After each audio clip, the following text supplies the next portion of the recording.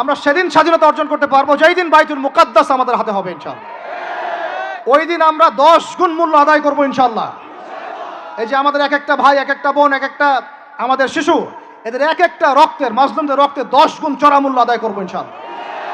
আল্লাহ নবী সেটা বলেছেন যে ইহুদিদের বিপক্ষে কথা বলবে পাথর এবং গাছ, পাথর এবং গাছ পর্যন্ত, হাত্তা ইয়াকুলুশ শাজার ওয়াল হাজার, এমনকি গাছ এবং পাথর কথা বলা শুরু করবে, ইয়া মুসলিম, হে মুসলিম সৈন্য, ইন্না ওয়ারাইল ইয়াহুদ, আমার পিছনে ইহুদি সৈন্য দাঁড়িয়ে আছে, তাল ফাকতুলহু, আসো একে হত্যা করে যাও। এই দৃশ্য দেখার জন্য এখনো এই সভ্যতা বাকি আছে ইনশাআল্লাহ তাআলা। ইনশাআল্লাহ আমরা 10 গুণ চড়া মূল্য আদায় করবো ইনশাআল্লাহ। আমাদের মাজলুম ভাইদেরকে হত্যা করা হয়েছে, আমাদের বাচ্চাদেরকে বোম মেরে হত্যা করা হয়েছে, আমাদের বোনদেরকে দিনের পর দিন ধর্ষণ করা হয়েছে, বিগত 100 বছর হয়ে গেল। আর আশপাশে অনেক মুনাফিক বসে আছে, এরা টু শব্দ পর্যন্ত করতে পারে না। ধিক তোমাদের রাজতন্ত্রের উপরে, তোমাদের ক্ষমতার উপরে ধিক্কার জানাই আমরা। যেই ক্ষমতা নিয়ে তোমরা ইহুদিদের বিরুদ্ধে দাঁড়াতে পারো না, এই ক্ষমতার উপর আমরা ধিক্কার জানাই। ওর চেয়ে ওই মাজলুম ভাইরা অনেক ভালো যারা ওই গুটি কয়েক লাঠিসোঁটা নিয়ে এদের প্রতিবাদ করেছে। ইনশাআল্লাহ এই প্রতিবাদ কিয়ামত পর্যন্ত থাকবে ইনশাআল্লাহ। আর আমাদের সরকার যদি আমাদেরকে সুযোগ করে দেয়, ইনশাআল্লাহ আমরা সেখানে শরীক হব ইনশাআল্লাহ। আমরা তো আর বিচ্ছিন্নভাবে শরীক হতে পারবো না। আমরা একটা জাতি গঠন করব। আমরা তো রাষ্ট্রের বাইরে না, আমরা সরকারের বাইরে না, আমরা বিদ্রোহী না, আমরা সরকারের বিরুদ্ধে কোনো অবস্থান নেই না। আমরা দাবি জানাবো যদি আমাদের প্রত্যেক সদস্যকে, মানে আমাদের এই যে আমাদের দেশের যারা প্রশাসনে আছেন, আমজনতার মধ্যে আছেন, যাদের মধ্যে জিহাদের জাজবা আছে, যারা ইহুদিদের সাথে জিহাদ করতে চায়, এই মানুষগুলোকে আপনারা প্রশিক্ষিত করেন, করে গাজায় পাঠান ইনশাআল্লাহ। আমি এখানে গরম গরম বক্তব্য দিতে আসি নাই। এখানে গরম গরম বক্তব্য দিয়ে আপনাদেরকে উত্তেজিত করা আমাদের উদ্দেশ্য না। উদ্দেশ্য হচ্ছে বিশ্বের প্রেক্ষাপটটা বোঝানো। এই বিশ্বে আমরা স্বাধীন হতে এখনো পারি নাই। যেদিন পারবো, কোন দিন পারবো? যেদিন বাইতুল মুকাদ্দাস আমাদের হাতে আসবে। বিশ্বাস করেন ওই জায়গা থেকেই ইনশাআল্লাহ অচিরেই ঈসা ইবনে মারইয়াম সারা বিশ্বকে শাসন করবে ইনশাআল্লাহ। ওই সময় দেখবেন মুসলমানরা স্বাধীনতা কাকে বলে। আমি বলেছি এক একটা জুলুমের 10 গুণ চড়া হিসাব আদায় করা হবে ইনশাআল্লাহ। এটা হবেই, আমরা পারি আর না পারি, আমরা বেঁচে থাকি আর না থাকি, আপনারা থাকেন আর না থাকেন, আমাদের বাচ্চারা থাকুক আর না থাকুক, একটা প্রজন্ম আল্লাহ পাক নিয়ে আসবেন। একটা প্রজন্ম আল্লাহ পাক নিয়ে আসবেন। আমি বলছি ওই প্রজন্ম টিকটক প্রজন্ম না, ওই প্রজন্ম এইসব মানে সেলফি শোডাউন আইওয়াস প্রজন্ম না। ওই প্রজন্ম এরকম না যে নামাজ পড়ে না, কোরআন তেলাওয়াত করে না। ওই প্রজন্ম এমন না দাওয়াতের মেহনত নাই, ওই প্রজন্মের জিহাদের কোনো জজবা নাই, ওই প্রজন্মের মধ্যে ইসলামের শারঈ কোনো জ্ঞান নাই, ওলামায়ে কেরামের কোনো সোহবত নাই, দিন প্রতিষ্ঠার কোনো ফিকির নাই। এমন প্রজন্মের কোনো প্রয়োজন নাই আমাদের। আমাদের এমন প্রজন্মের দরকার যে প্রজন্মের প্রত্যেকটা যুবক ভাই নামাজি, কোরআনওয়ালা, সুন্নতওয়ালা, সুন্নতের পাবন্দ এবং তাহাজ্জুদ গোজার। এক কথায় রাতের বেলার দরবেশ, দিনের বেলার ঘোড়সাওয়ার।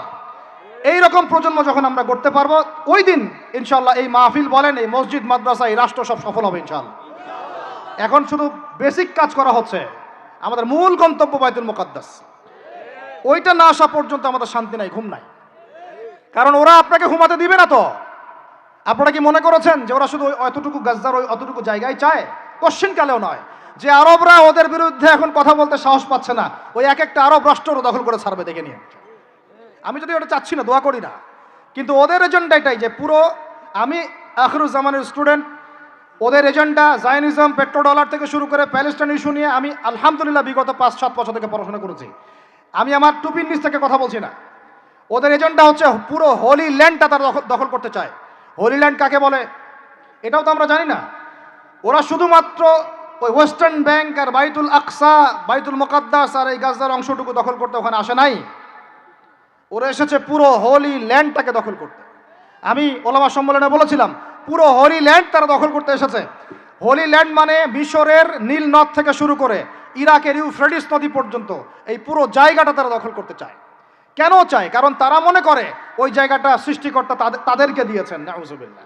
তারা মনে করে ওইটা হচ্ছে তাদের মসিহ আসার জায়গা, এবং ওই জায়গা থেকে তাদের মসিহ, তথাকথিত মসিহ মানে মসিহুদ দাজ্জাল, পুরো বিশ্বকে শাসন করবে এবং তারা তাকে সঙ্গ দিবে। এটা ওদের এজেন্ডা, এটা ওদের ভিশন। যত কিছু ওরা পৃথিবীতে করছে এই ভিশনটাকে কাজে লাগিয়ে, এই ভিশনটাকে পিছনে রেখে তারা এই কাজগুলো করছে। এটা আপনি বুঝতে পারবেন না বাইরের চোখ দিয়ে, ভিতরে চোখ দিয়ে পড়াশোনা করেন, খেদির হন, বুঝতে পারবেন। ওরা বাইতুল মুকাদ্দাস চায় না, পুরো হোলি ল্যান্ডটাই দখল করতে চায়। এ কারণেই, এই উদ্দেশ্যেই তারা বিগত 100 বছর থেকে পুরো ওয়ার্ল্ড অ্যাফেয়ার্সের আগে রাজনীতির নিয়ন্ত্রণ নিয়েছে। কিসের নিয়ন্ত্রণ নিয়েছে? আপনি নিচু নিচু জায়গায় যত কথাই বলেন, ওই জায়গার ক্ষমতা আপনার হাতে না থাকলে আপনি জনগণকে সর্বোচ্চভাবে ইসলামের দিকে আনতে পারবেন না। আপনি এখন যদি সবাইকে জোর করে মাস্ক পরাতে পারেন আইন প্রয়োগ করে, এভাবে ওই ক্ষমতা হাতে থাকলে প্রত্যেক জনগণকে কোরআনও শেখানো যায়। ওই ক্ষমতাটা ইসলামের দরকার আছে। যদি যদি ওই ক্ষমতার বলে প্রত্যেক মানুষকে মসজিদে সোশ্যাল ডিস্টেন্স মেনটেন করানো যায়, তাহলে ওই ক্ষমতা যদি হাতে থাকতো প্রত্যেক মা বোনকে পর্দা করানো যেত, প্রত্যেক যুব ভাইকে দিন শেখানো যেত, বাধ্যতামূলক কোরআন শিক্ষাও চালু করা যেত, বাধ্যতামূলক কোরআন শিক্ষার সাথে হাদিসের শিক্ষা চালু করা যেত, সিলেবাসের মধ্যে নবীর সিরাত সংযোজন করা যেত। ইসলামে এই ক্ষমতাটা দরকার আছে। কিন্তু এটাকে অ্যাচিভ করার যে পথ পদ্ধতি, এই পথ পদ্ধতির মধ্যে আমরা আসলে কেউ নাই। নবীর তরিকার মধ্যে আমরা নাই, আমরা পড়ে আছি পশ্চিমা তরিকার মধ্যে। পশ্চিমা তরিকা দিয়ে ওই জায়গায় আপনি যেতে পারবেন না। আর যদি যেতে পারেনও, পশ্চিমারা আপনাকে সেখানে থাকতে দিবে না। আমাদের এখানে সবচেয়ে ভালো মানুষ যিনি, এখানকার এই এলাকার যিনি দায়িত্বশীল, তিনি যদি সবচেয়ে মোত্তাকি পরহেজগার মানুষ হন, তিনিও যদি দাঁড়িয়ে বলেন যে আমি ইসলামের পক্ষে আছি, কোরআনের পক্ষে আছি, হাদিসের পক্ষে আছি, আমি বাইতুল মুকাদ্দাসের পক্ষে আছি, মাজলুম ফিলিস্তিনিদের পক্ষে আছি, তার উপর থেকে চাপ চলে আসবে। কারণ পুরো বিশ্বের শক্তিটা নিয়ন্ত্রণ করছে এখন ইহুদিরা, নাসারারা, জায়নিস্টরা। ওই জায়গায় যতক্ষণ পর্যন্ত আঘাত না পড়ছে ততক্ষণ পর্যন্ত আপনি বিশ্বে স্বাধীন হতে পারবেন না। অতএব বাইরের চোখ দিয়ে না, ভিতরের চোখ দিয়ে দেখতে শিখুন। তো ভিতরের চোখ পুরো জিও পলিটিক্সটা আপনাকে বুঝাবে। ভিতরের চোখ দিয়ে দেখলে আপনি দেখবেন মুসলমানরা এখনও তাদের অধীনে পরাধীন হয়ে আছে। এখান থেকে আমরা স্বাধীনতা চাই ইনশাআল্লাহ। আল্লাহ পাক আমাদেরকে সেই স্বাধীনতা অর্জন করার তৌফিক দান করেন। এবার অর্থনৈতিক জীবনে আসেন। অর্থনৈতিক জীবনে এসে দেখবেন আপনি মাশাআল্লাহ মনে করবেন যে আপনি তো হালাল খাচ্ছেন, হ্যাঁ, গরুর গোশত খাচ্ছেন প্রত্যেক জুমায়। আমরা মাশাআল্লাহ মুরগির রোস্ট খাচ্ছি। ঢাকার মানুষ তো খালি খায় আর খায়, সবাই খাচ্ছে মাশাআল্লাহ বসে, ছেলে মেয়ে, ফুচকা চটপটি এইটা ওইটা, আর খাবারের দোকানের অভাব নাই, সবাই খাচ্ছে। ভাবখানা এমন যে দুনিয়াতে এসেছেই খাওয়ার জন্যে।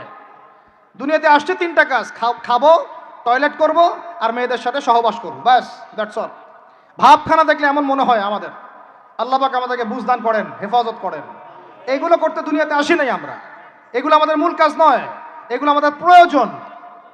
আপনি মনে করছেন যে মাশাআল্লাহ সবাই হালাল খাচ্ছি, বিশ্বাস করেন পুরো বিশ্বের অর্থনীতি সুদভিত্তিক। একদম খোলামেলা ওয়াকুলু কওলান সাদীদা বললাম। আল্লাহ পাক বলেছেন একদম স্পষ্ট সরাসরি খোলামেলা কথা বলো। পুরো বিশ্বের অর্থনীতি সুদভিত্তিক।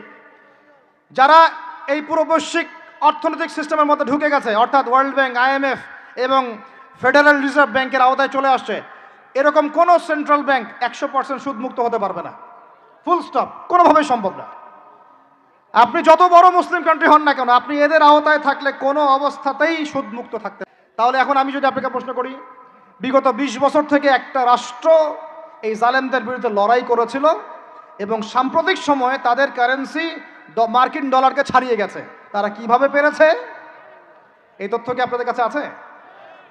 তথ্য আছে? নাম মেনশন করার দরকার নাই, আপনারা বুঝতে পারেন কি পারেন না?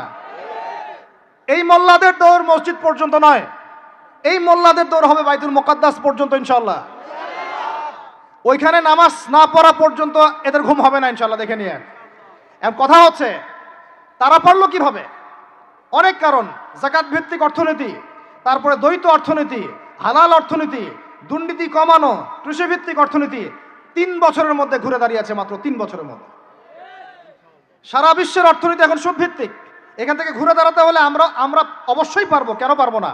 আমাদের প্রথম কাজ করতে হবে সমস্ত দুর্নীতি বন্ধ করে ফেলতে হবে। 1 নাম্বার, যত কালো টাকা সব সাদা করে ফেলতে হবে, এবং যারা কালো টাকার সাথে সম্পৃক্ত সবগুলোকে ধরবেন, ভিতরে ঢুকাই ফেলবেন। একদম ওমরের শাসন, একদম ওমরের শাসন কায়েম করে ফেলতে হবে।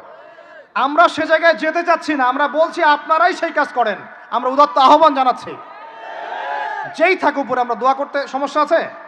আমরা সে জায়গায় জোর করে যেতে চাচ্ছি না, অন্তত আমার এই ইচ্ছা নাই। আর আমি কোনো পলিটিক্যাল দলের মানুষও না, জীবনে করিও নাই, করার ইচ্ছাও নাই।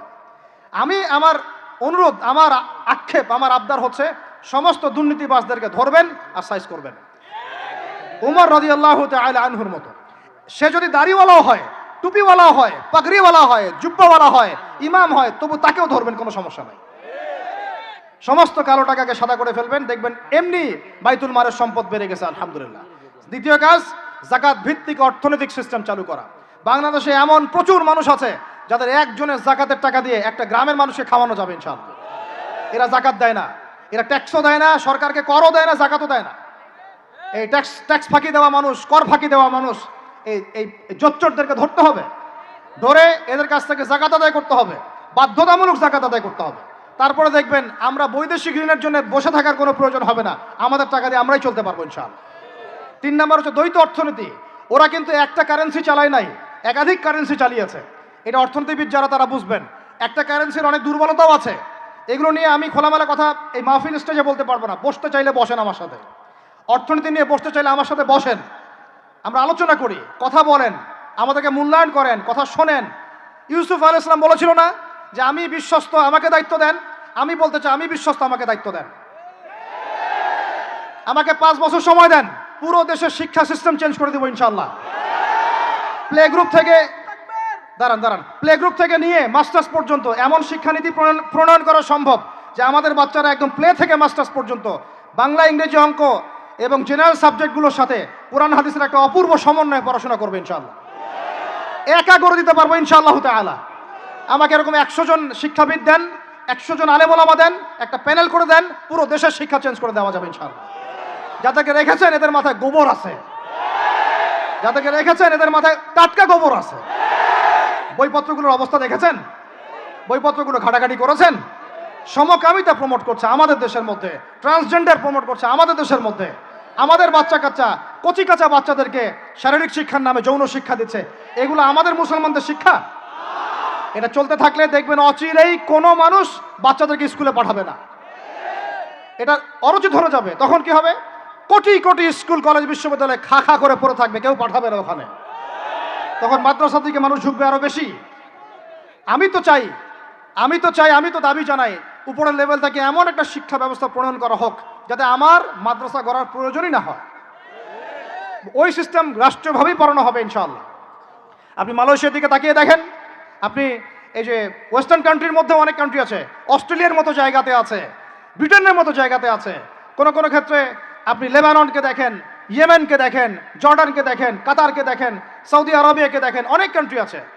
ভালো কাজের তো প্রশংসা করতে দোষ নাই, দোষ আছে? এমনকি অনেক পশ্চিমা কান্ট্রিতেও একদম উপর লেভেল থেকে ইসলামিক সিলেবাস প্রণয়ন করা হয়েছে। তার মানে এমন না যে তারা সায়েন্সকে গুরুত্ব দেয় নাই, ম্যাথকে গুরুত্ব দেয় নাই, ফিজিক্স পড়ায় নাই, অ্যাস্ট্রোফিজিক্স পড়ায় নাই, ইকোনমিক্স পড়ায় নাই, বিষয়টা এমন না। তারা ফিলসফি পর্যন্ত পড়িয়েছে। ঘাটাঘাটি করেন, অনলাইনে সব মজুদ আছে। এমন শিক্ষানীতি প্রণয়ন করা সম্ভব, একদম প্লে থেকে নিয়ে মাস্টার্স পর্যন্ত। আমার ছেলে ইমামতিও করবে, এদিকে বিমানও উড়াবে ইনশাআল্লাহ। আমার মেয়ে ডাক্তারও হবে, এদিকে দেখবেন হাফেজাও হবে ইনশাআল্লাহ। একজন মুফতি সাহেব, তিনি ফতোয়াও দিবেন, একই সাথে বিশ্ব অর্থনীতি সম্পর্কেও জানবেন ইনশাআল্লাহ। একজন আর্মি অফিসার, তিনি যেমন সামরিক ক্ষেত্রে লিডার হবেন, তেমনি দেখবেন ফিকহের কিতাব মোতালা করে ফতোয়া দিতে পারছেন ইনশাআল্লাহ। এই যুগটা এটা কোনো মানে স্বপ্নের যুগ নয়, এই যুগটা ছিল এক সময়। বেশি দিন দূরে যেতে হবে না, আপনি 200, 300, 400 বছর পিছনে যান, দেখবেন মুসলমানরা এমন সোনালী যুগ পার করে আসছে। অতএব এগুলো কোনো গাল গল্প করছি না আমি, এগুলো বাস্তবে রূপান্তরিত করা অবশ্যই সম্ভব, বারহাক সম্ভব, যদি এরকম কিছু মানুষের মধ্যে উদ্দীপনা থাকে, একটা সৎ সাহস থাকে, আমাদের উপর থেকে যদি একটা সহযোগিতা আসে এবং আমাদের মতো যারা ইয়াং তাদেরকে যদি মূল্যায়ন করা হয়, ইনশাল্লাহ দেখবেন বাংলার জমিন পরিবর্তন হয়ে গেছে। এই পরিবর্তন হলে দেশের জন্য কোনো খারাপের কিছু নাই, রাষ্ট্র পিছিয়ে যাবে না, রাষ্ট্র আরো এগিয়ে যাবে ইনশাআল্লাহ তাআলা। আরো ব্যাপার আছে, আপনি মালয়েশিয়ার একটা ক্লাস 10-এর বাচ্চার দিকে তাকান। ক্লাস 10-এর একটা বাচ্চা কোনোদিন মাদ্রাসায় যাই নাই, স্কুলে পড়েছে, কিন্ডারগার্টেনে পড়েছে, রাষ্ট্রীয় সিলেবাসে পড়েছে, মাত্র 10 থেকে 12 বছর পড়াশোনা করে ও এখন এদিকে এসএসসি এইচএসসি লেভেলেও চলে গেছে, ও লেভেল এ লেভেলস পরীক্ষা দিয়েছে, এদিকে সে ইমামতি করার যোগ্যতা অর্জন করেছে। এখন আমাকে বলেন ওই রাষ্ট্রটা কি পিছিয়ে গেছে? অতএব এই শিক্ষার দিকে অনেক মনোযোগী হতে হবে আমাদের সবাইকে, আল্লাহ পাক তৌফিক দান করেন। আমরা যদি এখন এগুলোর বিরুদ্ধে গঠনমূলক কথা না বলি, গঠনমূলক প্রতিবাদ না করি এবং আমাদের রাষ্ট্রপ্রধানদেরকে না বুঝাই, তাহলে অনেক দেরি হয়ে যাবে। আজকে থেকে 20 বছর আগে ইহুদি খ্রিস্টানরা পরিকল্পনা করেছিল এই টিকটক প্রজন্ম গড়ে তোলার জন্য, তারা আজকে সফল হয়েছে। এখন আমরা যদি এখন চুপ করে থাকি, আগামী 20 বছর পর আপনি দেখবেন আরেকটা প্রজন্ম আসছে, এরা মানুষকে সালাম পর্যন্ত দিবে না। দেখে নিন আপনি, 20 বছর লাগবে না, 5টা বছর যাক, তারপর দেখেন কি হয়। আল্লাহ, এরা কি এখন বাসায় ঢুকে বাবা মাকে সালাম দেয়? কারণ কোন প্রতিষ্ঠান ওকে সালাম দেওয়া শিখায় নাই। স্কুলে না, কলেজে না, কোথাও সে সালাম দেওয়া শিখছে না। আসসালামু আলাইকুম ওয়া রাহমাতুল্লাহি ওয়া বারাকাতুহু বিশুদ্ধ করে বলতে পারছে না। বিশুদ্ধ করে বলতে হবে না? অর্থ আছে না? এর একটা তাজবিদ আছে না? এগুলো তো আমরা গুরুত্ব দিচ্ছি না। এমন প্রজন্ম গড়ে উঠেছে অলরেডি যারা এখন পিতা মাতাকে সালাম দেয় না, পিতার সাথে ঝগড়া করে, মায়ের সাথে, মায়ের গায়ে হাত তুলে, মায়ের গায়ে হাত তুলে, সম্পত্তির জন্য মাকে হত্যা করে, সম্পত্তির জন্য বাবার গায়ে হাত তোলে। ওই দিক থেকে মাস্টার ডিগ্রি পাশ করে আসে ব্রিটেন থেকে, অক্সফোর্ড থেকে, কেমব্রিজ থেকে আইসা এদিকে প্রফেসর হয়েছে বিভিন্ন বিশ্ববিদ্যালয়ের, বাবা পড়ে আছে বৃদ্ধাশ্রমে। কতগুলো এক্সাম্পল নেবেন? এগুলো আমি কি গাল গল্প করছি? আমি কোনো গাল গল্প করতে এখানে আসি নাই, এগুলো বাস্তবতা। যদি বাহিরের চোখ দিয়ে আপনি দেখেন মনে হবে অর্থনীতি অনেক ভালো, ভিতরের চোখ দিয়ে দেখেন অর্থনীতি সুদ দিয়ে ভর্তি হয়ে গেছে। প্রত্যেক পদে পদেই সুদ। গাধাদেরকে আমি তো বুঝাতে পারি নাই। কাগজের টাকা আর এই যে আপনার এই ইলেকট্রনিক মানির কথা তো দীর্ঘদিন বলেছি, কিছু গাধা আছে এদেরকে বুঝাতে পারি নাই। এর মধ্যেও সুদ আছে, এর মধ্যে কি আছে? আর আমি কখনোই বলি নাই যে কাগজের টাকাটা হারাম। মিথ্যাচারে এরা যে পরিমাণ হাদিস জাল বানায়, এদের চেয়ে বড় জাল বানানো তোর কেউ নাই বাংলাদেশে। একটা কথাকে ঘুরাই ফিরে এমন ব্যাখ্যা শুরু করবে যে আপনি বিভ্রান্ত হয়ে যাবেন। একটা ইমোশন প্রকাশ করবেন, উহুদের প্রান্তে দাঁড়িয়ে একটা ইমোশন প্রকাশ করবেন, ও বানাই দিবে ও জান্নাতের ঘ্রাণ পেয়ে আসছে। আপনি বলবেন যে কাগজের টাকা নয়, মনিটরি সিস্টেমটা হারাম, ও বানাই দিবে ও বলেছে কাগজের টাকা হারাম। আপনি বলবেন যে আপনার যদি গান শুনতেই হয় তাহলে একা একা শোনেন, আমাকে শোনাচ্ছেন কেন? ও বানাই দিবে ও গান একা শোনা জায়েজ বানাই দিছে। এর এত খবিস, এত খান্নাস, এদের চরিত্রটা চিনতে পারতাম না আমরা যদি গাজাই শুনে আসতো। আল্লাহর কসম আমিও কিছু কিছু জায়গায় এদেরকে কোনো কোনো ক্ষেত্রে ভালো মনে করতাম। আল্লাহর কসম গাজাই শুনে আসলে আমি বুঝতে পারতাম না এদের ভিতরে কত মুনাফেকি আছে। আল্লাহ পাক আমাদেরকে মুনাফেকদের থেকে হেফাজত করেন, মাজলুম ভাইদের সাথে থাকার তৌফিক দান করেন, জালেমদের পক্ষপাতিত্ব করা থেকে আল্লাহ হেফাজত করেন। নির্লজ্জদেরকে দেখেছেন? নির্লজ্জরা এখনো বলেছে আইয়ুবী রাহিমাহুল্লাহর আকীদা ঠিক ছিল না। বলি নাউযুবিল্লাহ। আর আইয়ুবী রাহিমাহুল্লাহ যে ঘোড়ায় চড়ে জিহাদ করেছেন, ওই ঘোড়ার খুরের নিচে যে পরিমাণ মাটি ছিল, তোমার মতো হাজারটা মাতখালিকে ওই জায়গায় নিয়ে গেলেও তার সমপরিমাণ হবে না কখনো ইনশাআল্লাহ। আইয়ুবী রাহিমাহুল্লাহ যে তরোয়াল দিয়ে যুদ্ধ করেছেন, ওর এক ফোঁটা রক্তের দাম তোমাকে বিক্রি করলে হবে না ইনশাআল্লাহ। তুমি তার আকীদা নিয়ে প্রশ্ন তোলো, নির্লজ্জ কোথাকার। একজন বলেছে ফিলিস্তিনিরা মায়ের খাবে না কেন? ইহুদিদের সাথে থাকতে থাকতে নাকি ওদের মতোই হয়ে গেছে। নাউযুবিল্লাহ। আল্লাহ মাফ করেন, আল্লাহ হেফাজত করেন। একজন বলেছে যে হামাস ইহুদিদেরই হাতে তৈরি করা, বিচ্ছিন্ন হয়ে নাকি সন্ত্রাসী কর্মকাণ্ড করছে। বলার ভাষা নাই, আমি বলতে বলতে ক্লান্ত হয়ে গেছি, আর বলতে চাই না। বলার আমার রুচিও করে না, আর ভাষাও নেই। তবে এতটুকু আপনাদেরকে আমি আশ্বস্ত করতে চাই, ইনশাআল্লাহ তাআলা বাংলাদেশের হকপন্থী ওলামায়ে কেরামদের যে জামা আছে, কওমি করণের ওলামায়ে কেরামদের যে হকপন্থী ওলামায়ে কেরামদের জামা আছে, প্রত্যেক বই, প্রত্যেক মেম্বার, প্রত্যেক আলোচনায় তারা আল আকসা ইস্যুটাকে জীবিত রাখবে ইনশাআল্লাহ। এটাকে আমরা জীবিত রাখবো ইনশাআল্লাহ। ওরা এটাকে ভুলিয়ে দিতে চাচ্ছে, এই জন্য নতুন নতুন ইস্যু তৈরি করার চেষ্টা করছে। খবরদার আপনারা এই ইস্যুতে পা দিবেন না। আপনাদেরকে ভিতরে চোখ খুলতে হবে এবং মূল গন্তব্য চিনতে হবে। আল্লাহ রাব্বুল আলামিন আমাদের সবাইকে ভিতরে চোখ দিয়ে এই বিশ্বকে দেখার তৌফিক দান করেন। বিশ্ব অর্থনীতিকে দেখবেন, ভিতরে চোখ দিয়ে দেখবেন। ইলেকট্রনিক মানির মধ্যেও সুদ আছে, কাগজের টাকার ভিতরেও সুদ ঢুকেছে। সামনে আসবে বিটকয়েন্স, যেটা অলরেডি চলে আসছে। আরেকটা আসবে, সেটা হলো ক্যাশলেস সোসাইটি। কি বললাম বলেন? বলদ বলবে যে ভবিষ্যৎবাণী করে গেল, আহলুল বলদ ওয়াল কিরদা, আহলুল হিমার ওয়াল কিরদা। তো এরা ভবিষ্যৎবাণী করে গেল। আরে বর্তমান সম্পর্কে তুমি খবর রাখো না বলেই তো বর্তমানকে ভবিষ্যৎ মনে হয় তোমার। এটা বহু কান্ট্রিতে অলরেডি চালু হয়ে গেছে। এই যে আমাদের অনেক ভাই ব্যবসা করে, তারা চায়না যায়, কোরিয়া যায়, উত্তর কোরিয়া, দক্ষিণ কোরিয়া যায়। ওরা দেখে আসতেছে চায়না চালু করে ফেলছে অলরেডি। ক্যাশলেস সোসাইটি মানে হচ্ছে আপনি আপনার মুদ্রাকে সংরক্ষণ করতে পারবেন না। আপনি দেখলেন খিদির আলাইহিস ইসলাম দেয়াল নির্মাণ করলেন, দেয়ালের নিচে কি ছিল? খাজানা ছিল।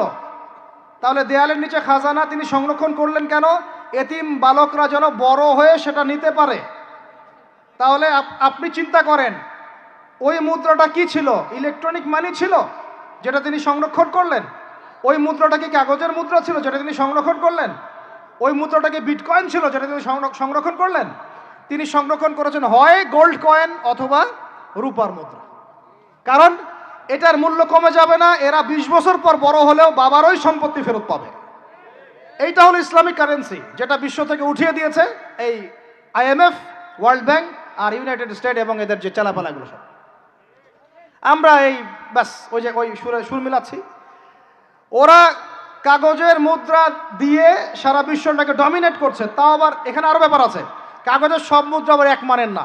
একগুলো হচ্ছে হার্ড কারেন্সি, মানে শক্তিশালী কারেন্সি। একগুলো সফট কারেন্সি, মানে নরম কারেন্সি। বাংলাদেশের টাকা কোন কারেন্সি, হার্ড না সফট? এতটুকু তো জানেন।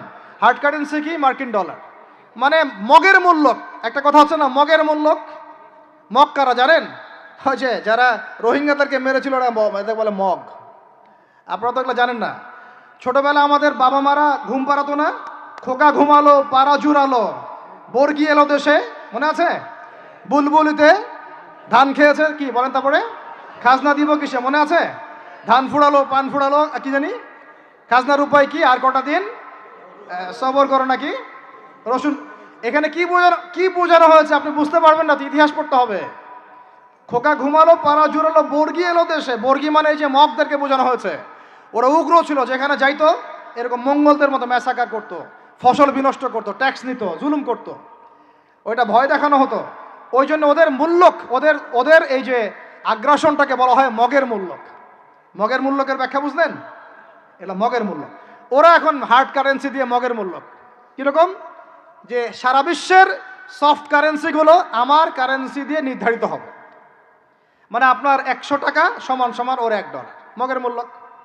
কেন আমার 1 টাকা সমান সমান তোমার $1 হতে পারে না? হতে পারে না? এটা করতে দিবে না, কারণ এটা করলে আপনার অর্থনৈতিক অবস্থা অনেক সমৃদ্ধ হয়ে যাবে এবং আপনি তাদের সমান হয়ে যাবেন। আপনি যে দামে তেল কিনবেন তাকেও সে দামে তেল কিনতে হবে। তো ওরা এটা ধরিয়ে দিল। শুধু তাই না, IMF এর মাধ্যমে, ফেডারেল রিজার্ভের মাধ্যমে, ওয়ার্ল্ড ব্যাংকের মাধ্যমে তারা এটাকে, আমরা দ্বিতীয় বিশ্বযুদ্ধের পরের কথা বলছি আর কি।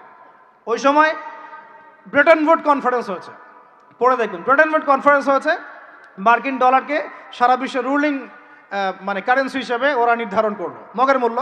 এবং প্রত্যেকটা কারেন্সি এর আন্ডারে নিয়ন্ত্রিত হবে এবং টাকার মান, অন্যান্য মুদ্রার মান বাড়বে কমবে এর ভিত্তিতে, আপনার প্রবৃদ্ধির ভিত্তিতে নয়। এবং তার হাতে নিয়ন্ত্রণ থেকে যাবে, যদি আপনি বেশি বাড়াবাড়ি করেন আপনার টাকার মান তারা কমাই দেবে। কয়দিন আগে ইলেকশনের আগে একটা শব্দ শুনেছিলেন অনলাইনে, স্যাংশন দিতে চাই, স্যাংশন, মনে আছে? হ্যাঁ, মনে আছে? কি জিনিস বুঝছেন আপনারা? কিছু ওটা বুঝেন নাই। অর্থনৈতিক নিষেধাজ্ঞা কিভাবে দিতে পারে? আপনার টাকার মান তারা কমাই দিবে। তখন 1 কেজি পেঁয়াজের দাম হবে 500 টাকা, 1 কেজি রসুনের দাম হবে 1000 টাকা, 1 ব্যারেল তেলের দাম হয়ে যাবে দেখবেন 10,000 20,000 টাকা। কিচ্ছু করতে পারবেন না। তুরস্কের মতো কান্ট্রি যখন ঘুরে দাঁড়ানোর চেষ্টা করছিল, ওদের লিরার মান তারা বাড়িয়ে দিল একদম। ওটা তো মনে হয় 12,000 পর্যন্ত চলে গেছে। ইনফ্লেশন বলি আমরা এটাকে, মুদ্রাস্ফীতি, ওটা প্রায় 12,000% পর্যন্ত বেড়ে গিয়েছিল, বলি নাউজুবিল্লাহ। এগুলো জুলুম, অর্থনৈতিক জুলুম। বাইরের চোখ দিয়ে দেখলে মনে হবে সুন্দর চলছে সবকিছু, ভিতরের চোখ দিয়ে দেখা শিখলে বুঝবেন অর্থনৈতিক ক্ষেত্রে এই বিশ্বে এই জায়নিস্টরা, ইহুদি খ্রিস্টানরা সবচেয়ে বেশি জুলুম করেছে। আরো আছে, বলতে থাকলে সারা রাত যাবে। এরপরে তারা আরবদেরকে বুঝালো, ইয়া শাইখ, আরবদেরকে বুঝালো, হাবিবি, ইয়া হাবিবি, কাছে আসেন, শোনেন, আমরা আপনাদের কাছে তেল আছে, আপনারা তো তেল বয়কট করে দিয়েছেন, আর তেল ছাড়া তো আমাদের যুদ্ধ বিমান ফ্লাই করছে না। তেল কাদেরকে দিয়েছে আল্লাহ পাক? মিডল ইস্টে আরবকে দিয়েছে, ঠিক আছে? এখন হাবিবিকে বলা হচ্ছে যে আপনারা তো তেল বয়কট করে দিলেন। এটা করেছিল বাদশাহ ফয়সাল, বলেন রাহিমাহুল্লাহ। উনি একজন সাহসী নেতা ছিলেন, এই জন্যই তাকে গুপ্ত হত্যা করা হয়েছে। সাহসী যারা, তাদেরকে গুপ্ত হত্যা করে এদের একটা সুন্নত, এটা মাথায় রাখবেন। খুব ট্যালেন্টেড একজন দেখবেন, খুব ট্যালেন্টেড একজন বিজ্ঞানী দেখবেন, হঠাৎ নাই, তাপাস করে মিসাইল এসে পড়ে গেল। এমন সূক্ষ্ম স্নাইপার দূর থেকে 12,000 কিলোমিটার দূর থেকে মেরে দিল, আপনার কলিজার মধ্যে ফেলে গেল। এগুলো জেনে বুঝেই আমরা প্রতিদিন সকাল করি, সন্ধ্যা করি, আলহামদুলিল্লাহ। কারণ অ্যাটলিস্ট আপনাকে তো জানতে হবে। জেনে নেন, পরে আপনারা চিন্তা করবেন যে কিভাবে লাইফ লিড করবেন। ফাযাক্কির ইন্নামা আনতা মুযাক্কির, আপনি উপদেশ দিন, শুধু আপনি উপদেশ দাতা। লাস্তা আলাইহিম বিমুসাইতির, ফাযাক্কির ইন নাফাআতিয যিকরা সায়াযাক্কারু মান ইয়াখশা, যারা আল্লাহকে ভয় করে তারা ফিরে আসবে ইনশাআল্লাহ। তো যেটা বলছিলাম, বাদশা ফয়সাল একদম বয়কট করে দিলেন। এবার ওরা এসে বুঝাচ্ছে যে তেল ছাড়া তো আমাদের চলছে না, এদিকে ওদের ডলারের মান কমে যাচ্ছে, মুদ্রাস্ফীতি হচ্ছে, ইনফ্লেশন হচ্ছে। এখন তারা বোঝালো যে ঠিক আছে, একটা চুক্তি করা যাক। যুবকরা ভালো করে শোনেন, এগুলো জানেন না বলেই অনেক সময় আপনি সহি সহি বলে সহি ভুল পথে যাচ্ছেন ভাই। সহি পথেই যাচ্ছেন, বাট এটা সহি ভুল হয়ে যাচ্ছে। কথা বুঝাতে পারছি? সহিহের আড়ালে একটা মারাত্মক জয়ীফ আর জাল আকীদা আছে, এটা আপনার সামনে সহি দিয়ে ঢেকে দেওয়া হয়েছে, বুঝতে পারতেছেন না। এই জায়গাটাকে ভালো করে বোঝেন। যখন উম্মর সাথে কেউ গাদ্দারি করে তখন সে সহি থাকে না। উম্মতের সাথে কেউ যদি গাদ্দারি করে তখন সে কি থাকে না?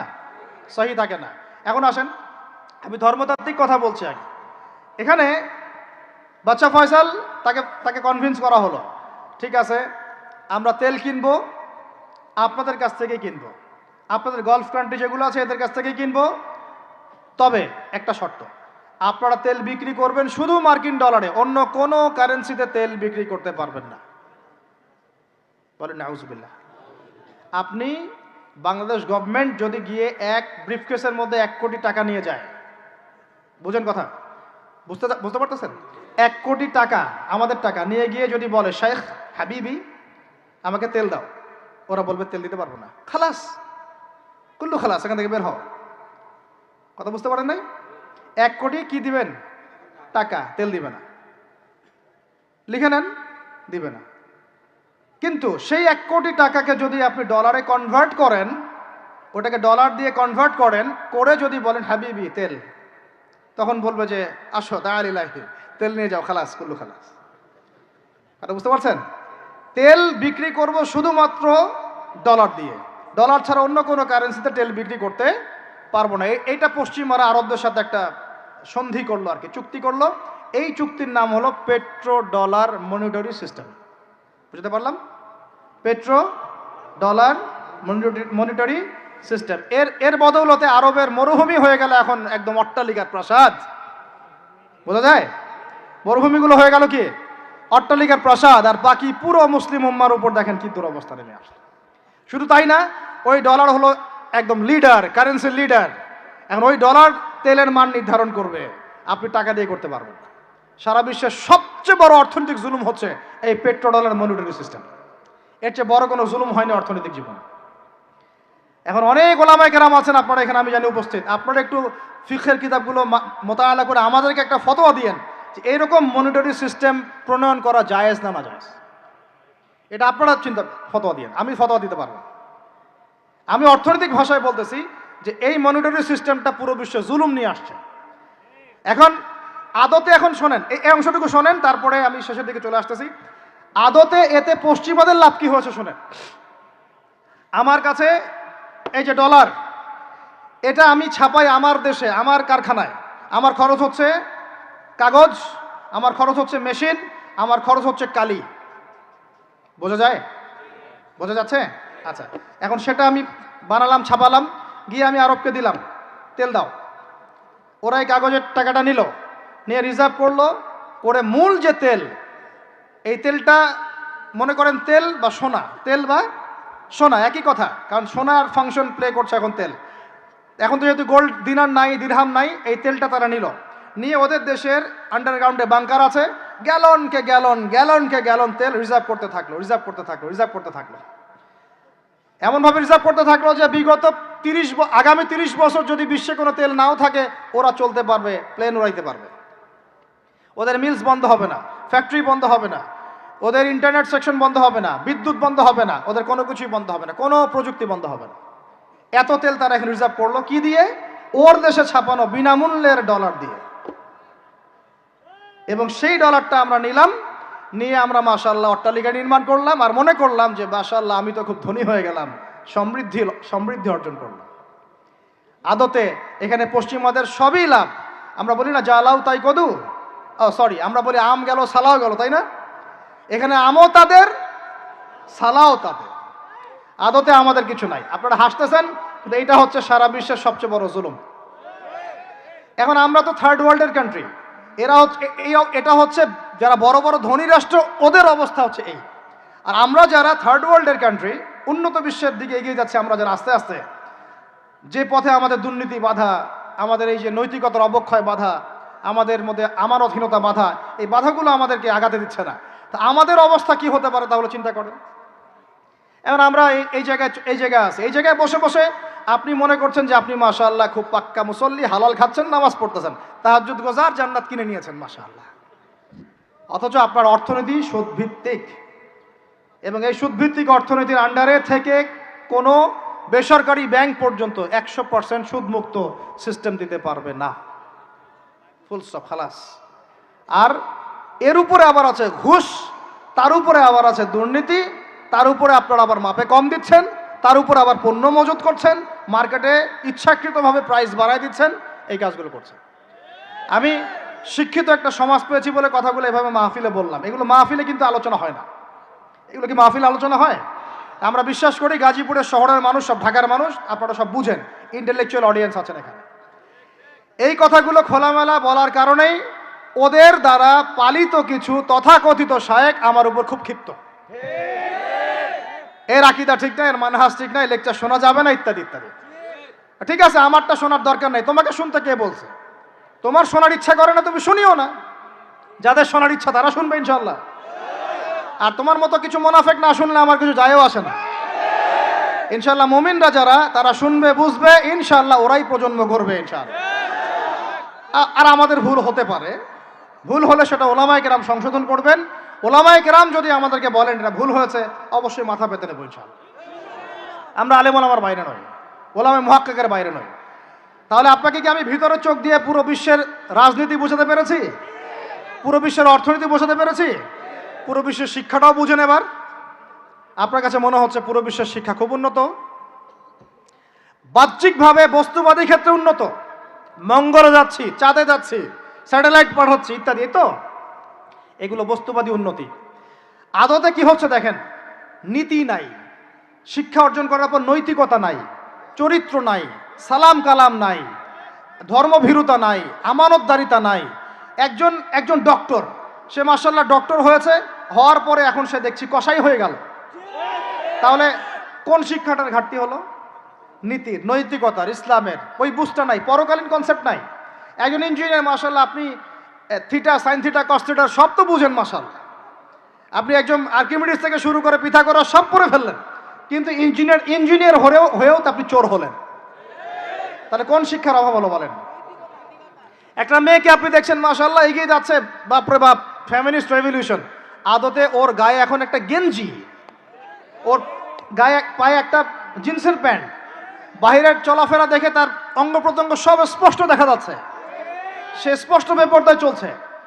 একটা ছেলেকে আপনি দেখছেন বাহির থেকে পরে আসলো, এসে এখানে ট্রান্সজেন্ডার হয়ে গেল, লিঙ্গ পরিবর্তন করতেছে।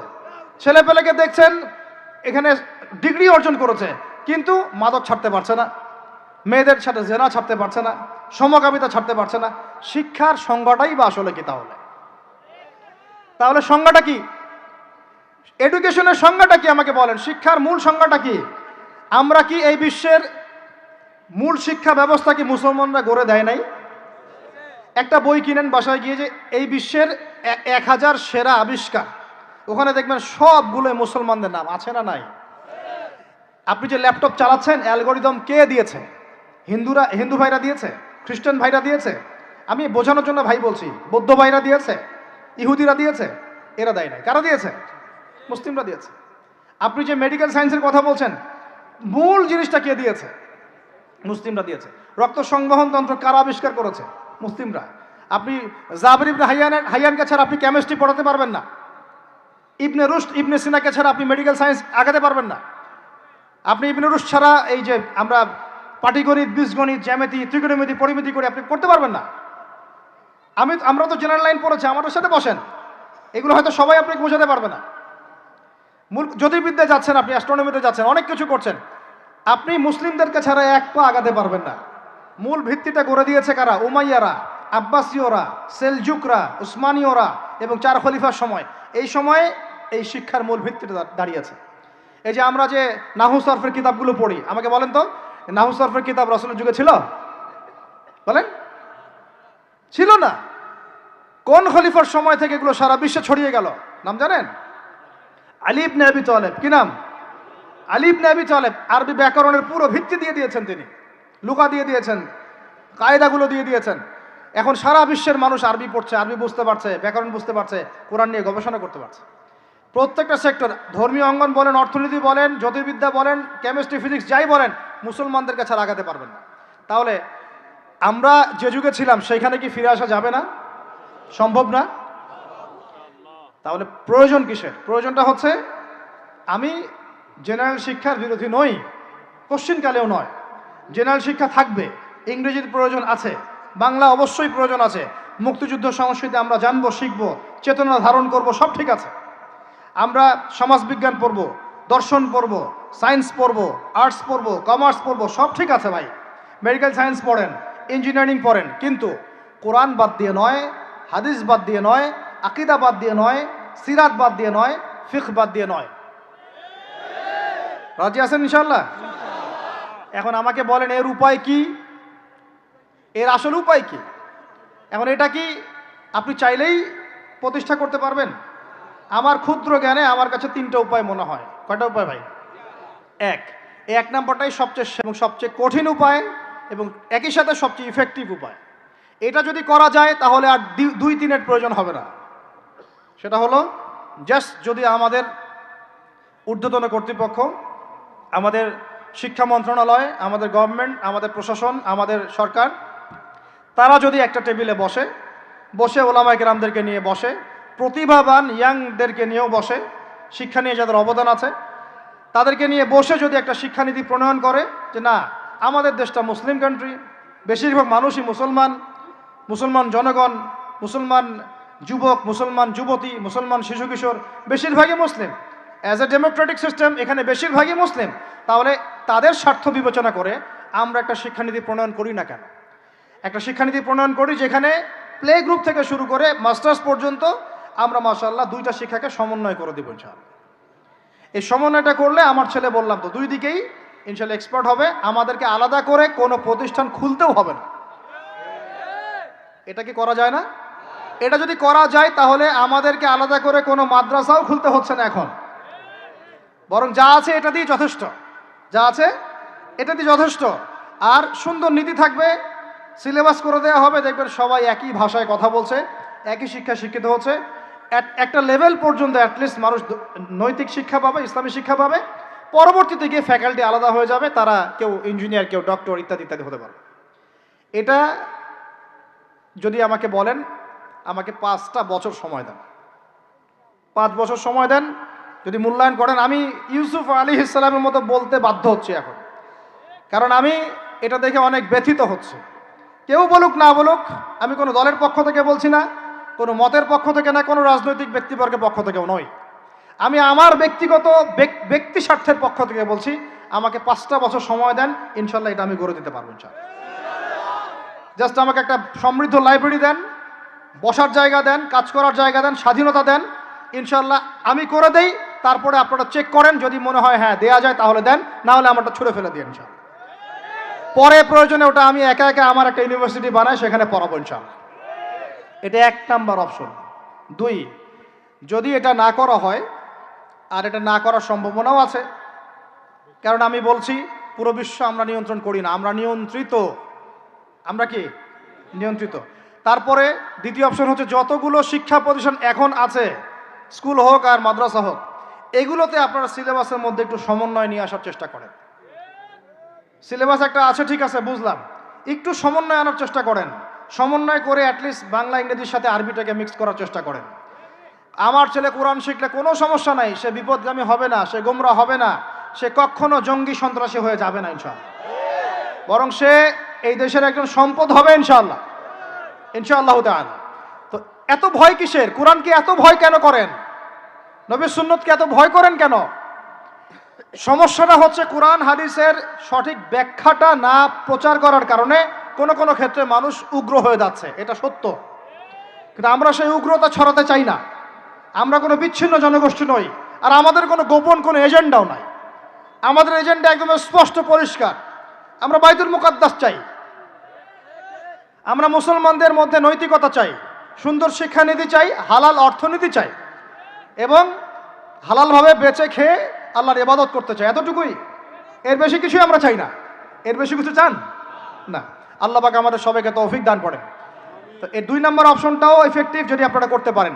আর 3, 2 নম্বরও যদি কাজ না হয় তাহলে 3 নম্বর একটা অপশন খোলা থাকে যে নতুন করে কিছু প্রতিষ্ঠান গড়ে তোলেন এবং সেই প্রতিষ্ঠানগুলোতে আপনি আপনার মতো করে সুন্দর সিলেবাস মেনটেন করে আপনার বাচ্চাদেরকে পড়ানোর চেষ্টা করেন, যেখানে বাংলা, ইংরেজি, অঙ্ক এগুলোও থাকবে, জেনারেল শিক্ষাও থাকবে এবং ইসলামিক শিক্ষাও থাকবে। এছাড়া আমার মনে হয় না এই প্রজন্মকে বাঁচানোর চতুর্থ কোনো রাস্তা বাকি আছে। যদি থাকে আপনারা আমাকে জানায়। ভিতরে চোখ দিয়ে কি শিক্ষা বোঝাতে পেরেছি ভাই? আর 2টা জাস্ট বুঝাই ছেড়ে দেবো, 2টা ধৈর্য ধরেন। ভিতরের চোখ দিয়ে এবার সংস্কৃতি বোঝেন। কি বুঝবেন? ভিতরের চোখ দিয়ে যদি দেখেন, দেখবেন আমাদের মুসলমানদের সংস্কৃতির মধ্যে এখন সব বিজাতীয় সংস্কৃতি ঢুকে গেছে। একটা বাড়িতে, একটা বিয়ে বাড়িতে যদি গানও বাজে, সেটাও বাজবে হিন্দি গান, সেটাও বাজবে ইংলিশ গান। মানে আপনি গানটাও যদি শুনেনও একটা বাংলা গান শুনতে পারেন না। কারণ যে বাংলা ভাষার জন্য আপনি জীবন দিয়েছেন বলে দাবি করছেন, ওই চেতনাও আপনার মধ্যে আর বাকি নাই। ভাষার দিবস যখন আসে আমরা তখন একটা শোডাউন করার চেষ্টা করি, শহীদ মিনারে ফুল দেওয়ার চেষ্টা করি। আর সারা বছর আমার বাসায় চলে হিন্দি গান, ইংরেজি গান ইত্যাদি ইত্যাদি, হিন্দি সিনেমা, ইংরেজি সিনেমা। তো সংস্কৃতির কোন জায়গায় বাঙালিত্ব ধরে রাখতে পারলাম? পোশাক আশাক পরছি, কোন পোশাকটা বাঙালির সাথে মেলে? জুব্বা, দাড়ি টুপি নাকি জিন্সের প্যান্ট আর গেঞ্জি? বলেন।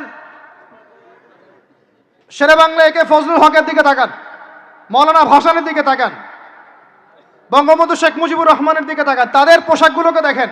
কি পোশাক ছিল? Shirt pant, shirt pant. তাহলে আপনি পড়েছেন কেন? এত বাঙালি বাঙালি করে চিৎকার করেন, তাহলে আপনি এগুলো পড়ছেন কেন? কথা বলেন। আমাদের বাপ দাদারা বাঙালি ছিলেন, খাঁটি বাঙালি, তাহলে আমরা কেন এখন জয়ীফ বাঙালি হলাম কেন, জাল বাঙালি হলাম কেন? আপনার বাসার কমোড পর্যন্ত ইংরেজদের আদলে করা। সবকিছুই খাবার অভ্যাস, খাদ্যাভ্যাস, আপনি পিৎজা বার্গার ছাড়া খাইতেই পারেন না। খাদ্যাভ্যাস ইংরেজদের। তারপরে খাওয়া হালাল না হারাম সেটা প্রশ্ন করছি না আমি। আপনি প্যাশনেট না তো আমাদের সংস্কৃতি নিয়ে। আমাদের সংস্কৃতির মূল জায়গাটা কই? পাঞ্জাবি পায়জামা তো পরছেন না, এটা আমাদের সংস্কৃতি ছিল। ঢিলে ঢালা পোশাক পরতাম। আমাদের সংস্কৃতি ছিল মাছে ভাতে বাঙালি। ওই মাছ তো ফরমালিন দিয়ে সব নষ্ট করে ফেলেছেন। মাছেও ভেজাল, ভাতেও ভেজাল, পুকুর সব ভরাট করে ফেলতেছেন, নদীগুলো শুকায় যাচ্ছে। নদীমাতৃক বাংলাদেশ, নদী কোথায়? নদীতে পানি কোথায় বলেন? পানির ন্যায্য হিস্সাই বা কোথায়? আমাদের কি পানির ন্যায্য হিস্সা দেয়া হচ্ছে? তাহলে আমরা কি দাস হয়ে থাকবো নাকি? আল্লাহ পাক আমাদেরকে বোঝার তৌফিক দান করেন। সংস্কৃতি দেখেন, সংস্কৃতি কি ছিল আমাদের? আমাদের বাপদাদাদের যুগটা চলে যান, ওই ফজরের আগে তারা ঘুম থেকে উঠতেন।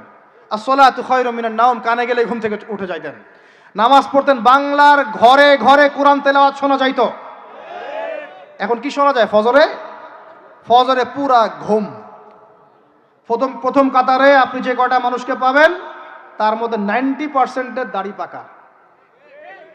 যুবকদেরকে আপনি পাবেন না।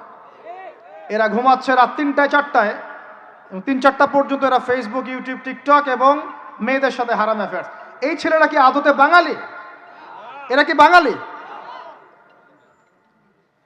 না আমরা মুসলমান হতে পেরেছি ঠিক মতো, না বাঙালি হতে পেরেছি ঠিক মতো।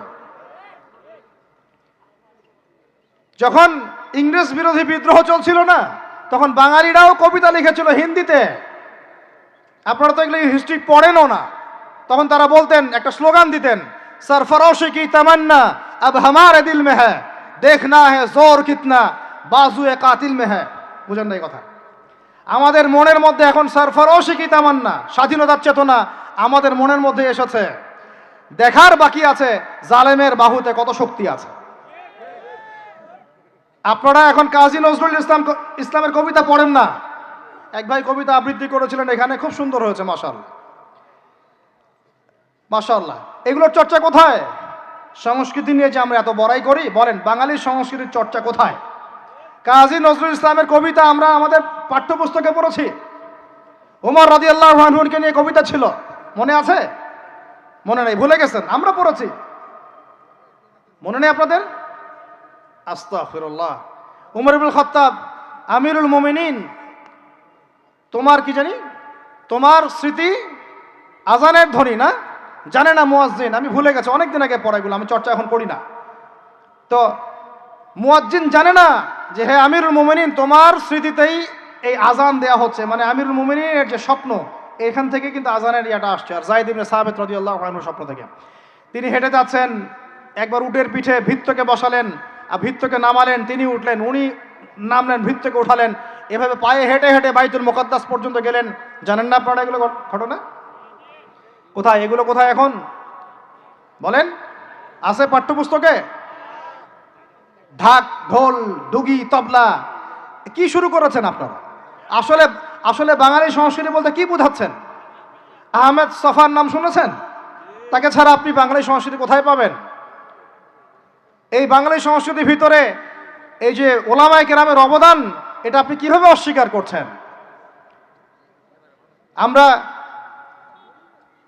আমরা এখন পড়ে আছি কয়েকটা বিষয় নিয়ে। দেখেন, গান বাজনা, ঢাকঢোল, ডুগি, তবলা এবং এমন কিছু সংস্কৃতির নামে কাজ যেগুলোর মধ্যে শিরক আছে অথবা বেদাত আছে অথবা কুফর। আপনি রাস্তায় হাঁটছেন বানরের মূর্তি নিয়ে, বানরের সাথে আপনার কি সম্পর্ক? বানরের সাথে বাঙালি সংস্কৃতির কি সম্পর্ক? আমরা কি বানর থেকে আসছি? তাহলে বানরের মূর্তি আমি হাটে নিয়ে হাঁটবো কেন? বানর থেকে আসছে কারা? ওই যে শনিবারে যারা মাছ ধরতে নিষেধ করা হয়েছিল, তারপরেও মাছ ধরেছে, আল্লাহ পাক বলছেন ওদেরকে বানর বানিয়ে দিয়েছে। জানেন না এটা? পড়েন, পড়াশোনা করেন। পড়াশোনা না করলে আমার সব কথা বুঝতে পারবেন না হয়তোবা। যদি বুঝতে না পারেন আরও একবার লেকচার শুনেন, রিপিটেড শুনেন, তারপরে আবার চেক করেন, ক্রস চেক করেন। একটা প্রজন্মকে আল্লাহ বানর বানিয়ে দিয়েছিলেন, কোরআনে দলিল আছে। আমরা কি সেই প্রজন্ম? তাহলে বানরের মূর্তি নিয়ে রাস্তায় হাঁটবো কেন? কেন আপনি পেঁচার সাথে আপনার কি সম্পর্ক? পেঁচা কি আমার ভাগ্যের প্রতীক? হাত থেকে যদি কিছু পড়ে যায়, আমাদের অনেকে বলে যে একটু বসে যান, অমঙ্গল হতে পারে। চিরুনি পড়ে গেলে বলে যে মেহমান আসতে পারে। বিড়াল সামন দিয়ে চলে গেলে বলে একটু বসে যায়, অমঙ্গল হতে পারে। ইসলাম কি বলছে জানেন? যখনই মনের মধ্যে কোনো কুলক্ষণ আসবে, আপনি পড়বেন, আমার সাথে বলেন, আপনি পড়বেন আল্লাহুম্মা লা খায়রা ইল্লা খায়রুক ওয়ালা আল্লাহুম্মা লা তায়রা ইল্লা তায়রুক ওয়ালা খায়রা ইল্লা খায়রুক ওয়ালা ইলাহা গায়রুক। মানে আল্লাহ, আপনার দেয়া কল্যাণ ছাড়া কোনো কল্যাণ নাই, আপনার দেয়া অকল্যাণ ছাড়া কোনো অকল্যাণও নাই, আপনি ছাড়া কোনো ইলাহ নাই। এই হলো মুসলমানের আকীদা। তো এখানে পেঁচার সাথে আপনার সংস্কৃতি কি সম্পর্ক? পেঁচা অমঙ্গলের লক্ষণ? তো এগুলো কি শুরু করেছি আমরা? যে কোনো একটা বিষয় নিয়ে যদি আলোচনা করতে চান, আসেন, বসেন, আমরা বসি, আলোচনা করি, সমাধানের পথ খুঁজি, প্রতিভাকে মূল্যায়ন করেন।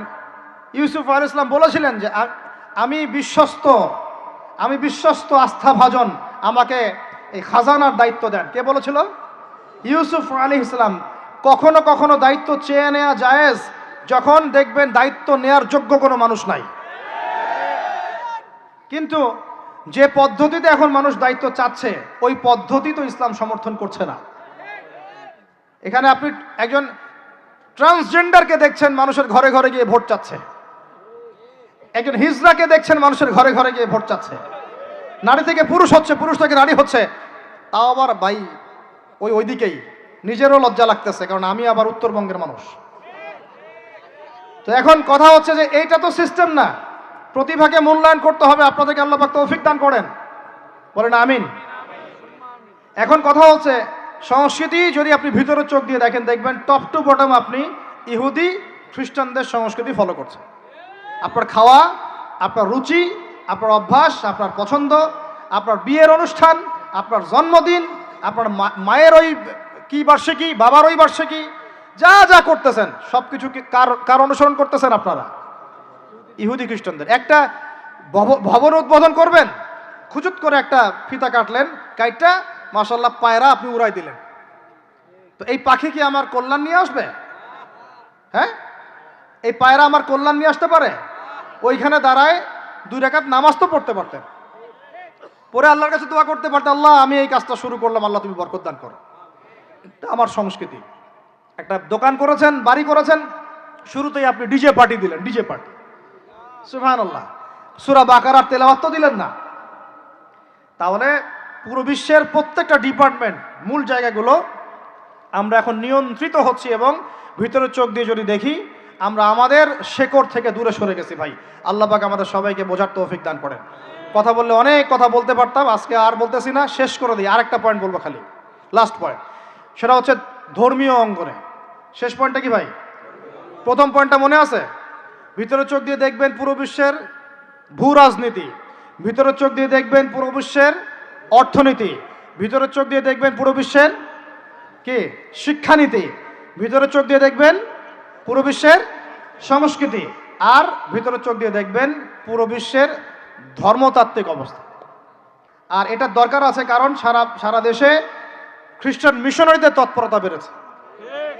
এই জন্য আমাদেরকে তুলনামূলক ধর্মতত্ত্ব পড়তে হবে, ওদের সাথে আমাদেরকে বাহাস করতে হবে, এই ভাইদেরকে ফিরিয়ে আনতে হবে। অনেকে টাকার কারণে উত্তরবঙ্গের দিকে, দক্ষিণবঙ্গে, আপনার পাহাড়ি এলাকার দিকে এগুলোর তৎপরতা প্রচুর বেড়ে গেছে। আমরা তো মাশাআল্লাহ মিলাদ আর জিলাপি আর খোরমা আর কিয়াম নিয়ে দাঁড়িয়ে আছি, ভিতরে যে ইসলাম কোথায় চলে যাচ্ছে আমরা তো জানি না। আল্লাহ পাক আমাদেরকে বোঝার তৌফিক দান করেন। আরও বেড়েছে, ওই যে একটু আগে আপনারা আলোচনা করছিলেন কাদিয়ানি মতবাদ, এটা বাড়ছে, সুদি এনজিওর মতবাদ বাড়ছে।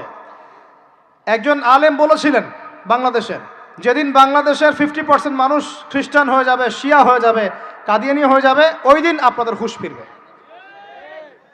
আল্লাহ পাক আমাদেরকে ওই দিন আসার আগেই হুঁশে আসার তৌফিক দান করেন।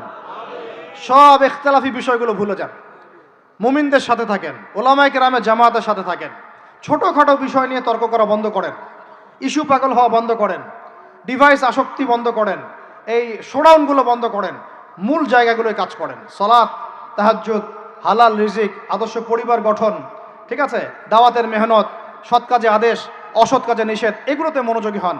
আল্লাহ পাক ইনশাআল্লাহ আমাদেরকে তৌফিক দান করবেন ইনশাআল্লাহ। কারণ আল্লাহ ওয়াদা করেছেন, ইন তানসুরুল্লাহ ইয়ানসুরুকুম, তোমরা আল্লাহকে সাহায্য করো, আল্লাহ তোমাদেরকে সাহায্য করবে ইনশাআল্লাহ। কিন্তু ওয়া ইন তাতাওয়াল্লাও, তোমরা যদি সাহায্য না করে মুখ ফিরে চলে যাও, তাহলে ইয়াস্তাবদিল কওমান গায়রাকুম, আল্লাহ পাক অন্য কওমকে তোমাদের জায়গায় নিয়ে আসবেন, তোমাদেরকে সরাই দিবেন। সুম্মা লা ইয়াকুনু আমসালাকুম, তারা তোমাদের মতো অপদার্থ হবে না। নাউযুবিল্লাহ। আমরা চাই আল্লাহ যেন আমাদেরকে সরিয়ে না দিয়ে আমাদের দ্বারাই খেদমত নেন। আল্লাহ পাক কবুল করেন। আমাদের এই পুরো প্রজন্মটাকে আল্লাহ পাক তওবা করে ফিরে আসার তৌফিক দান করেন। বিশ্বের বুকে ওমর রাদিয়াল্লাহু আনহুর সময় আমরা যেমন মাথা উঁচু করে বাঁচতাম, ওইভাবে বাঁচার তৌফিক দান করেন। এমন একটা জায়গায় পুরো জাতিকে নিয়ে যাওয়ার তৌফিক দান করেন যেন আমাদের ভয়ে ওরা থরথর করে কাঁপা শুরু করেন ইনশাআল্লাহ। এগুলো বললে অনেক কথা, বললে কথা অনেক দিকে চলে যায়।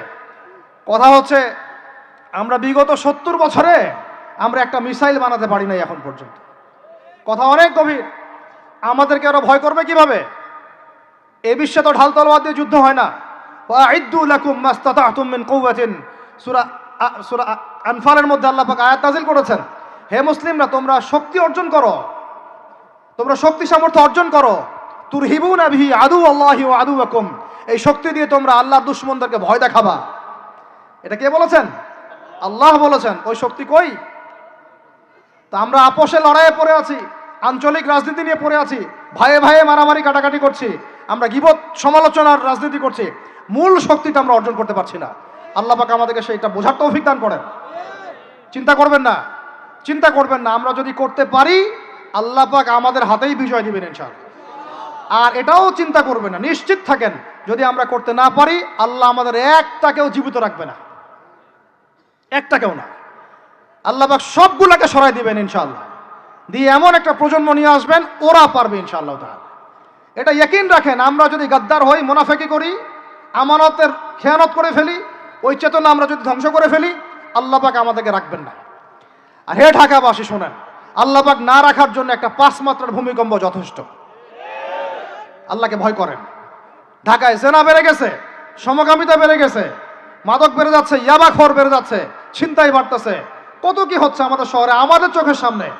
অশ্লীলতার কারণে এই ভূমিকম্পের আযাব আসে, নোংরামির কারণে আসে, জেনার কারণে আসে, পরকীয়ার কারণে আসে, ব্যভিচারের কারণে আসে, ঘরে ঘরে ঢুকেছে এগুলো। আল্লাহ পাক আমাদের ঢাকাবাসীকে হেদায়েত দান করেন। আমি তো আপনাদের একজন, আমি কিন্তু আপনাদের একজন, আমি আপনাদের বাইরের কেউ না, কিন্তু এগুলো দেখে আমার মনটা কাঁদে, কষ্ট হয়। ঢাকা যেমন মসজিদের শহর, এই মসজিদের শহরের মধ্যে এরকম অন্যায় অবিচার ঘরে ঘরে কেমন করে ছড়িয়ে পড়ল, কেমন করে? একটা অপরাধ হয়েছে আমাদের, অপরাধটা হচ্ছে আমরা সৎ কাজে আদেশ করেছি, অসৎ কাজে সমানভাবে নিষেধ করি নাই। সৎ কাজে আদেশের সাথে এখন থেকে অসৎ কাজে নিষেধও করবেন, আল্লাহ পাক তৌফিক দান করেন। আল্লাহ পাক এই জজবা চেতনা আপনাদের সবার মধ্যে দান করেন, আমিন। আইন হাতে তুলে নেবেন না, কিন্তু অন্যায়ের প্রতিবাদ করবেন। অন্যায়ের কি করবেন? প্রতিবাদ করবেন। শেষ পয়েন্টটা বলি, ধর্মীয় অবস্থাটা কি? ভিতরে চোখ দিয়ে দেখেন। আপনার কাছে মনে হচ্ছে আমরা সবাই সংখ্যায় অনেক বেশি, কোটি কোটি মুসলমান, এত এত মুসলিম রাষ্ট্র, এত এত তেল, এত এত মিলিটারি পাওয়ার, ইত্যাদি ইত্যাদি, এত সংগঠন, অনেক কিছু, এত ধর্মীয় দল, এত আলেম ওলামা। বাস্তবিক অর্থে ভিতরের চোখ দিয়ে যদি আপনি দেখেন, দেখবেন যে আমরা সংখ্যায় বেশি হওয়ার সত্ত্বেও আপোষে অসংখ্য দলে বিভক্ত হয়ে গেছে। যতক্ষণ পর্যন্ত আমরা ইউনাইটেড হচ্ছি না, ধর্মতাত্ত্বিকভাবে একটা জায়গায় আসছি না, একটা জামাআ ফর্ম করছি না, একটা ইমারা কায়েম করছি না, এবং আমাদের মধ্যে একজন আমিরুল মুমিনিন নির্ধারণ করছি না, ততক্ষণ পর্যন্ত আপনি আল্লাহর রাস্তায় দিন ইকামত করতে পারবেন না। এটা আমাদের মূল সমস্যা, মূল গোড়ার সমস্যা। আর এই সমস্যাটাকে আম জনগণ কোনোভাবে উস্কে দিবেন না। আপনারা ওলামায়ে কেরামদের মধ্যে বিভক্তি বাড়াই দিবেন না, উস্কে দিবেন না, অনলাইন গরম করবেন না, চুপ করে থাকবেন। কিছু বলার যদি না থাকে চুপ করে থাকেন, তা বলার দরকার নাই। ওলামায়ে কেরামদেরকে একটা জায়গায় বসতে দেন, তারা যদি একটা জায়গায় বসে, একটা টেবিলে বসে, একে অপরের সাথে মোয়ানাকা করে, চা খায়, সালাম বিনিময় করে, ইনশাআল্লাহ দেখবেন ঐক্য হয়ে গেছে ইনশাআল্লাহ। এবং ওলামায়ে কেরামরা যখন আমাদের রাজনীতিবিদদের সাথে থাকবেন, একটা ঐক্যবদ্ধ শক্তি হবে, তখন দেখবেন রাষ্ট্র, অর্থনীতি, রাজনীতি এবং ধর্মতাত্ত্বিক সব দিক দিয়ে এগিয়ে যাবে ইনশাআল্লাহ। এই জিনিসটার ঘাটতি আছে আমাদের মধ্যে। আমরা অনেক সময় মনে করি ও পলিটিশিয়ানের সাথে আমার চলার দরকার নাই, ও তাগুত, ও কাফের, ও মুশরিক, ও এটা ওইটা। দেখেন, নবী করিম সাল্লাল্লাহু আলাইহি ওয়াসাল্লামকে সবচেয়ে বেশি সাপোর্ট করেছেন তার চাচা আবু তালেব। আবু তালেব মুসলমান হননি শেষ পর্যন্ত, তার বাসাতে তিনি থেকেছেন, বড় হয়েছেন, ব্যবসা করেছেন, চাচাকে কালিমা পড়াতে পারেন নাই, দ্বীনের পথে আনতে পারেন নাই, তাই বলে কি তিনি চাচার সঙ্গ ছেড়ে দিয়েছিলেন? আমরা সবাই নিজেকে আলাদা বিভক্ত মনে করি। নসিহতের মধ্য দিয়ে, সদুপদেশের মধ্য দিয়ে, একটা ভ্রাতৃত্বের বন্ধনের মধ্য দিয়ে। সবাই তো আর খারাপ না রে ভাই, সবাই কি খারাপ? এখানে অনেক অসংখ্য ভালো মানুষ আছেন, প্রত্যেকটা সেক্টরে আছে। আপনার আমার চেয়ে বেশি ইমানদার আছে, আপনি জানেন না। প্রত্যেক ডিপার্টমেন্টে আপনার আমার চেয়ে বড় বড় ইমানদাররা আছে, কিন্তু পরিবেশ পরিস্থিতির কারণে হয়তোবা তারা তাদের ইমানটাকে জাহির করতে পারছে না। আমরা উগ্র হব না, তাদের প্রতি আমরা নসিহত করব, নরম হব, সবর করব, দাওয়াত দিব, এবং তাদেরকেও আমরা আমাদের একটা প্ল্যাটফর্মে আনার চেষ্টা করবো ইনশাআল্লাহ। এভাবে যখন আস্তে আস্তে মেহনতগুলো বাড়তে থাকবে, 10টা বছর দেখেন, 10টা বছর পরে দেখবেন চিত্র পাল্টে গেছে ইনশাআল্লাহ। তবে এই দায়িত্বটা কোনো বক্তার একার নয়, কোনো আলেমের একার নয়, কোনো এমপি সাহেবের একার নয়, মন্ত্রী সাহেবের একার নয়, কোনো সরকার প্রধানের একার নয়। এখানে আপনার আমার সবার ভূমিকা আছে। সবাই যার যার জায়গা থেকে যদি আমরা ভূমিকা পালন করতে ব্যর্থ হই, এগুলো স্বপ্ন থেকে যাবে, কোনোদিন বাস্তবায়ন করতে পারবেন না। সবাই যার যার জায়গা থেকে কাজ যদি ঠিক মতো করি, ইনশাল্লাহ দেখবেন আমরা ওই সোনার বাংলা ঠিকই গঠন করবো ইনশাআল্লাহ। আল্লাহ পাক আমাদের সবাইকে ধর্মীয় অঙ্গনের ভেদাভেদটাকে দূর করার তৌফিক দান করেন। ধর্মীয় অঙ্গনের ভেদাভেদটা সবচেয়ে কালো হয়েছে আমাদের জন্য। ধার্মিকরা যদি একটা জায়গায় থাকতেন, তারা যদি সমাজের মধ্যে এরকম বিভিন্ন দলে দলে বিভক্ত হয়ে আলাদা আলাদা হয়ে না যেতেন, তাহলে দেখতেন আজকে থেকে 40 বছর আগেই বাংলার জমিনে দিন কায়েম হয়ে যেত। আল্লাহ রাব্বুল আলামিন আমাদেরকে ভিতরের চোখ জাগ্রত করার তৌফিক দান করেন। আর যারা স্পষ্ট মুশরিক, স্পষ্ট শিরিক করছে, স্পষ্ট বেদাতি এবং স্পষ্ট মুনাফিক, যারা জালেমের পক্ষ নেয়, ওদের সাথে ঐক্যের কোনো দরকার নাই। ওদেরকে ছাড়াই আমরা চলবো ইনশাআল্লাহ। সময় ওদেরকে মিটিয়ে ফেলবে ইনশাল্লাহ। সময়ের স্রোতে ওরা ধুলার মতো উড়ে যাবে ইনশাল্লাহ, কিচ্ছু করতে পারবে না ইনশাল্লাহ। কারণ মোনাফেকদের সাথে ঐক্য হয় না। মোনাফেকদের সাথে কি ঐক্য হয়? মোনাফেকদের সাথে ঐক্য হয় না, মুশরিকদের সাথে ঐক্য হয় না, এবং যারা পাক্কা মুশরিক পাক্কা বিদআতি তাদের সাথে কিন্তু ঐক্য হয় না। তো এই জিনিসগুলো আমরা অ্যাভয়েড করে মুমিনদের জামাআকে নিয়ে ঐক্যবদ্ধ হয়ে সামনের দিকে এগিয়ে যাবো ইনশাআল্লাহ। আল্লাহ পাক আমাদের সমস্ত ওলামায়ে কেরামদেরকে দীর্ঘ নেক হায়াত দারাজ করেন, তাদেরকে এক প্ল্যাটফর্মে বসার তৌফিক দান করেন। আলেম ওলামাদের সাথে আমাদের সরকার প্রধানদের একটা মৈত্রী এবং মিলবন্ধন আল্লাহ পাক দান করেন। উভয়ের ভুল বোঝাবুঝি আল্লাহ পাক দূর করে দেন। উভয়কে আল্লাহ পাক এক টেবিলে বসার তৌফিক দান করেন। আল্লাহ পাক উভয়কে নিয়ে একটা শক্তিশালী রাষ্ট্র গঠনের তৌফিক দান করেন ইনশাআল্লাহ। দেখবেন যদি এভাবে আমরা কাজ করতে পারি। আর আমাদের তরুণদের দায়িত্ব কি? তরুণদের দায়িত্ব বড়রা যা বলবে ওইটা ফলো করে চলা। আমাদের দায়িত্ব না যে আমরা নেতৃত্ব আসনটাতে খাপ করে কেড়ে নিয়ে বসবো, এটা আমাদের দায়িত্ব না। যদি আমরা যোগ্য হই, আল্লাহ পাক যদি কবুল করেন, আল্লাহই আপনাকে উঁচু জায়গায় নিয়ে যাবেন ইনশাআল্লাহ। আমরা খালি চোখ কান খোলা রেখে সত্য মিথ্যা পার্থক্য করব, আমাদের বড়দের সামনে এটাকে উপস্থাপন করব। তারা যদি মুনাসিব মনে করেন, আমাদেরকে তাদের জায়গায় নিয়ে যাবেন ইনশাআল্লাহ।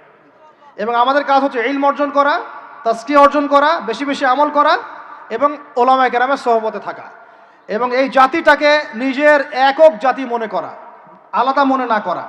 আমরা সবাই মিলে এক জাতি, মনে রাখবেন, আমরা সবাই মিলে এক জাতি। সরকার, প্রশাসন, আমজনগণ, ওলামায়ে কেরাম, যুবক যুবতী, তরুণ তরুণী, আমাদের সন্তানরা, সবাই মিলে আমরা একটা মুসলিম জাতি। মনে থাকবেন ইনশাআল্লাহ। বিভক্তির দিকে যাবেন না, ঐক্যবদ্ধ থাকেন, বিজয় আমাদের হবে ইনশাআল্লাহ। আল্লাহ রাব্বুল আলামিন আমাদের সবাইকে কথাগুলো বোঝার তৌফিক দান করেন। কিছু কথা যদি আমার ভুল হয়ে যায়, আল্লাহ যেন মাফ করে দেন।